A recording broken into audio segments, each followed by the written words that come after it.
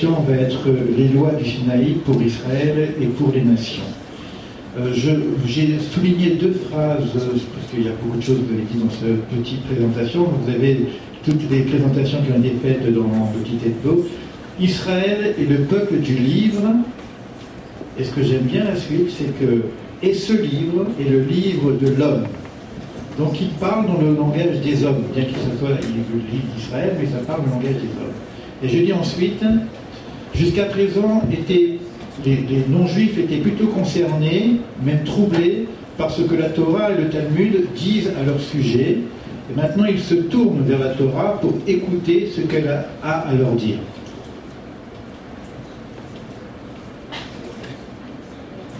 Tous les empereurs du monde ont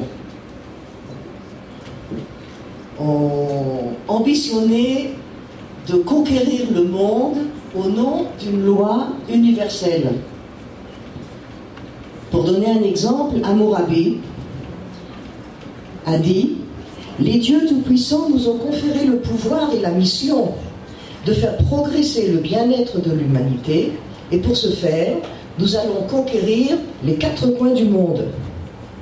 Nous allons établir un royaume éternel dont les fondements sont aussi solidement ancrés que ceux du ciel et de la terre. » Si je ne vous avais pas dit que c'était Hammurabi, vous auriez pu penser que c'était peut-être autre chose.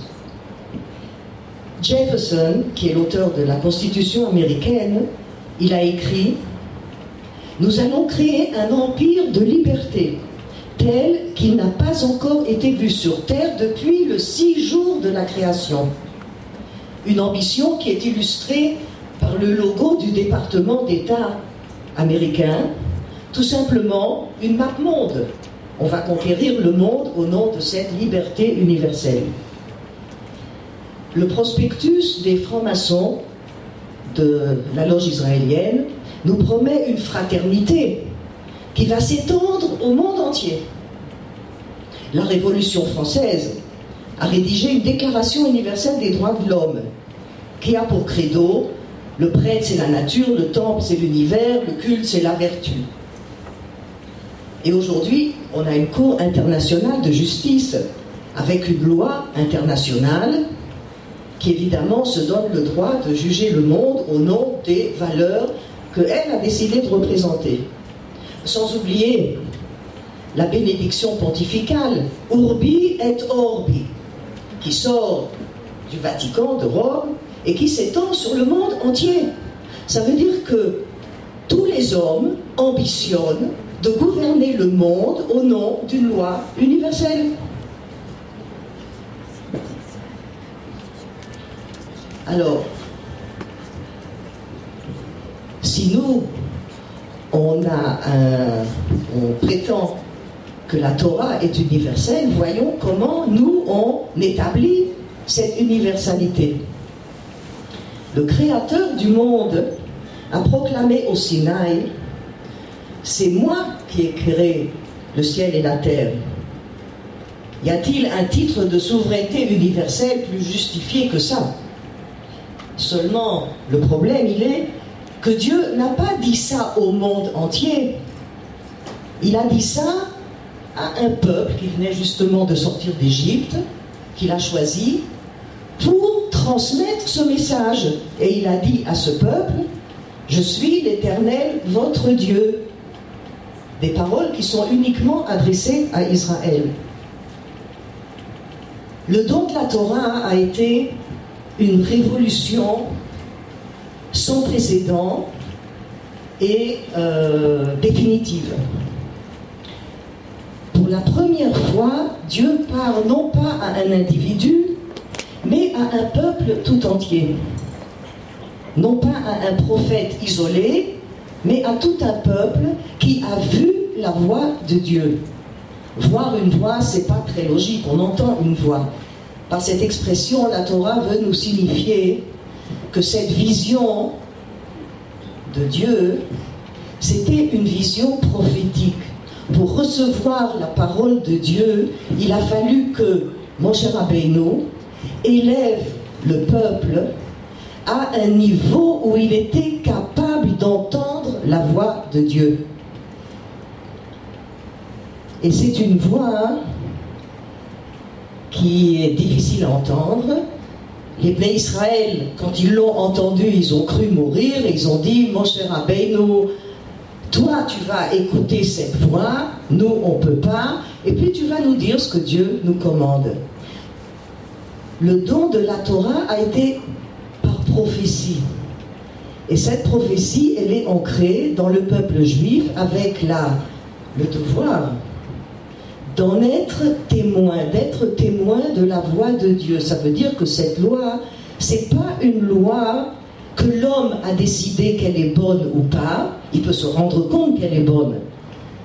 Mais c'est la loi donnée par Dieu, c'est la parole de Dieu. Et ça, c'est ce qui la rend différente de toutes les autres, universelle, avec un élément supplémentaire que Dieu ne nous a pas commandé de conquérir le monde. Il nous a dit, je vous ai donné une terre, vous allez la conquérir et là-bas vous allez établir le gouvernement que je vous ai commandé. On n'a pas le commandement de conquérir le monde au nom de cette voix qu'on a entendue, et on n'a pas le commandement non plus de faire des convertis. Et le statut des non-juifs dans notre terre est régi par la loi. Ça veut dire que la loi de la Torah qu'on a connue, c'est une loi à réaliser dans notre pays tel que Dieu nous l'a commandé. Et c'est de cette façon que nous sommes le témoin de la loi divine.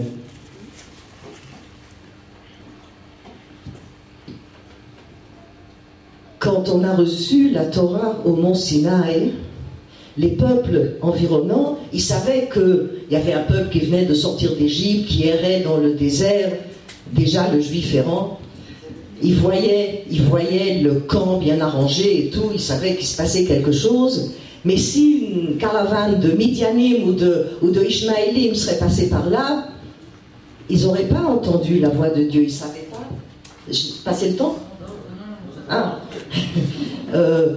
Ils n'auraient pas entendu ça. Ça veut dire que cette voix n'est pas accessible à eux, à ceux qui ne l'ont pas entendue. Il faut qu'elle devienne pour eux une réalité. Et s'ils veulent connaître la voix de Dieu, alors ils s'adressent à Israël. Qu'est-ce que vous avez entendu? Qu'est-ce que Dieu il vous a dit au Sinaï quand vous étiez là-bas?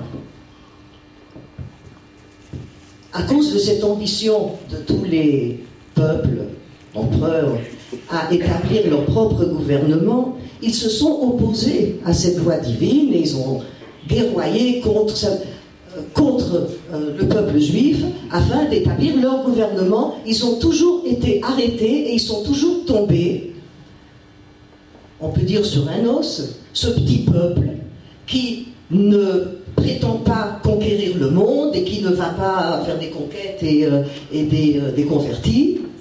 Seulement, ils ne peuvent pas le conquérir. Ça veut dire que tous les peuples qui avaient tous les empereurs qui avaient une ambition universelle, ils se sont heurtés à Israël et c'est là qu'ils ont été incapables d'imposer leur universel à eux, l'existence même du peuple juif et l'ambition qui ne peut pas être réalisée de ces empereurs, les uns après les autres, et ça c'est la matière de l'histoire, ils ne peuvent pas conquérir le peuple juif. Tous les hommes savent que le peuple juif a quelque chose de spécial, il a reçu la Torah, qu'est-ce que c'est? Tout le monde veut savoir ce qu'il y a écrit dedans. Alors ils peuvent le savoir pour prendre ce qui les intéresse, comme le Rav Cherki, il a dit, on va au supermarché et puis on choisit ce qu'on on choisit.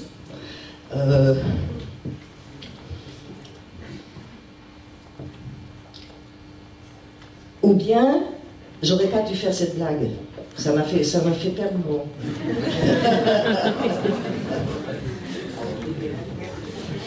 Ouais.